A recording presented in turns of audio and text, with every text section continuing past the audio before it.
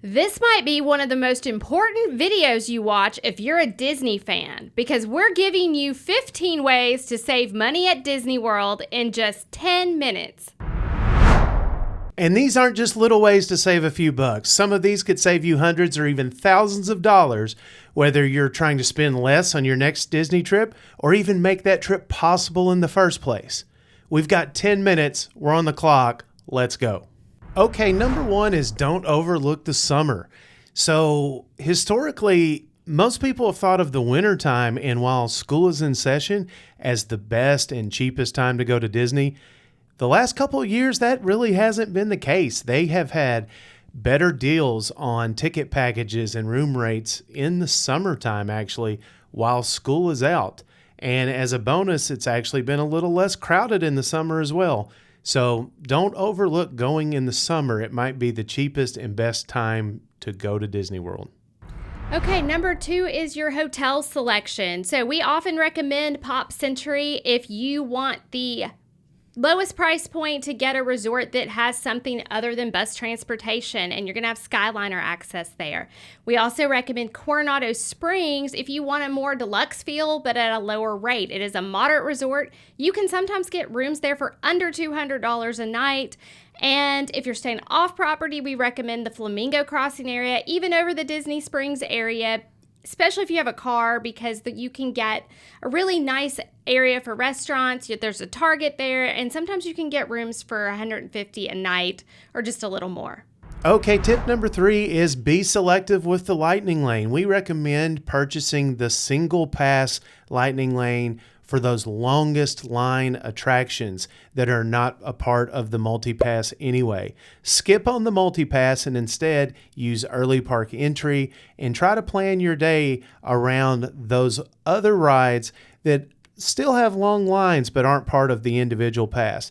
That way you don't end up spending a lot of money on Lightning Lane and you still get most of the big rides in for sure, and your day is not ruined. All right, tip number four, don't automatically assume that the Disney dining plan is going to save you money. A lot of times it will cost you more money than what you would spend out of pocket if you just figured out what restaurants you want to eat at and then price it out separately. If you get the dining plan, you are paying adult prices for anyone over 10 years old. A lot of 10-year-olds and even a little older don't eat that much. I don't eat that much. We've bought it multiple times and wish that we hadn't because it's been too much food.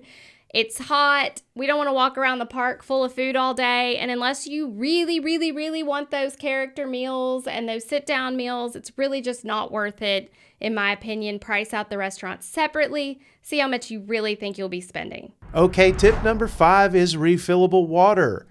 If you've ever been to Disney World in the summer, you know how hot it can be, and a lot of times you might want several bottles of water throughout the day. I think they are around $5 a piece now, so that can add up in a hurry. Most quick service locations offer free water if you go in and just ask for water, and there are also water stations that you can use. So if you bring your own bottle, you can refill that throughout the day and end up saving quite a bit of money, especially over multi-days in the parks. All right, tip number 6 is skip the park hopper. Now, if you're going for just a couple days and you want to cram in multiple parks in just those 2 days or so, then you may want to have the park hopper. But if you're going for an extended amount of time, like at least 4 days, you can do one park per day and you save a lot of money. Adding that park hopper option really adds a lot to the cost of your ticket. Ticket prices are increasing all the time, so that's going to save you a lot of money. That's what I used to do when I would take my kids once a year when they were younger, and we never regretted it. Okay, tip number 7 is the free water park benefit. So recently, Disney has ran a promotion where on the day that you check into your resort, you receive a free ticket into either of their water parks. So this could come in really handy if you want to add an extra day of entertainment to the trip and maybe shave one day off of those expensive park tickets that you're having to buy. This doesn't run year round, but they have ran this promotion recently. So just check ahead before you're planning your trip. If you're enjoying this video and you want to see more of our content, please like and subscribe to our channel. It really helps us out, and we would love for you to be a part of our Travel Soul community.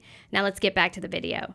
All right, tip number 8, skip memory maker. So I've purchased that before a few different times, and I have not loved many of the photos that were taken. And a lot of times our photos are missing, like a lot of the ride photos, or we have other people's who end up in the file with ours. So it can be confusing and not worth the money. So my recommendation, wait till after the trip. See which ones you love, purchase those separately. It's going to save you a lot of money. And if you end up loving them all, you can still purchase the full package post-trip, and it's going to cost you about $25 more, but you're not paying that up front, big cost, and then ending up with only a few pictures you actually like. Okay, tip number 9 is pack the essentials, and that may seem obvious, but there's been so many trips that we have forgotten something: sunscreen, sunglasses, maybe aloe, or maybe it's, Tylenol or ibuprofen, whatever it is. It's things like that that you know that you're going to want on the trip, or that you might want on the trip.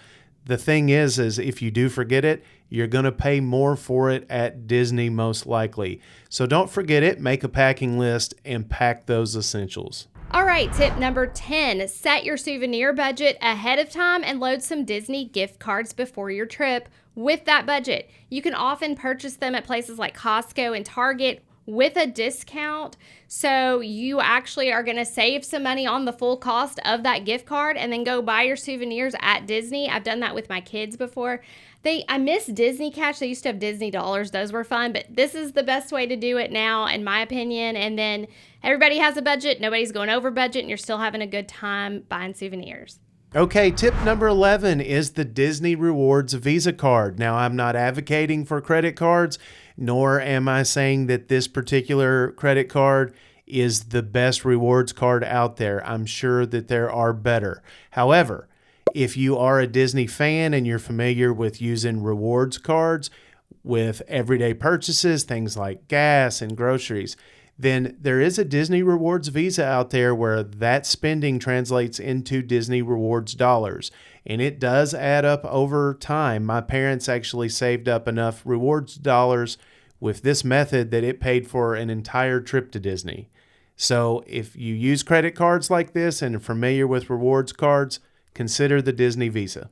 All right, tip number 12, use the free character meet and greets and skip the character dining experiences. Those are very expensive meals, and pretty much any character that you can meet at those experiences are going to be available for a meet and greet inside of one of the parks at some point during your trip. So check the My Disney Experience app. Their schedules are in there. You can find out the time and the place that they're going to appear if they are a must-see for you. And you don't have to pay the hefty, very expensive character dining price to meet them. Okay, tip number 13 is take a resort/pool day. So having a day like that on your Disney vacation is one less day that you have to buy expensive park tickets, and it can still be a lot of fun for the family. In fact, we have a whole video on our channel about skipping the parks and what are the best resorts to stay at Disney, where you can have a lot of fun and fill up days without actually going into the parks. All right, so tip number 14 is about the fun Epcot festivals. So all those food booths that you can get so many different types of food and drinks around those festivals, that can add up really quickly, and it's easy to lose track of what you're spending. So my recommendation is to get one of those festival bracelets that you can preload with a certain amount of money. That way you make sure that you stay within budget and you're not tempted to hit every booth along the way around the World Showcase, because believe me, it can get out of control really fast. Hey, we hope you're enjoying this video. We did want to take just a second to let you know that Krista and I own a travel agency called Blue Horse Travel.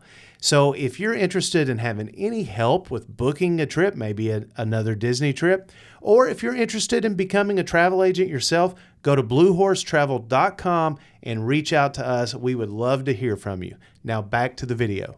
All right, tip number 15 is about groceries. So, if you're driving, you can bring groceries. You can stop by the store on your way to property, or you can have a grocery delivery service deliver groceries to your resort.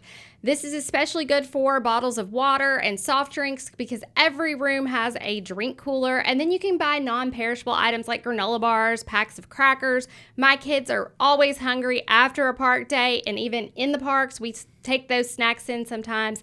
That will add up really fast if you're not buying drinks and snacks constantly at the resort or the parks. That's going to be it for our money saving tips today. If you think you have one worth sharing, please leave it in the comments, and we will see you next time.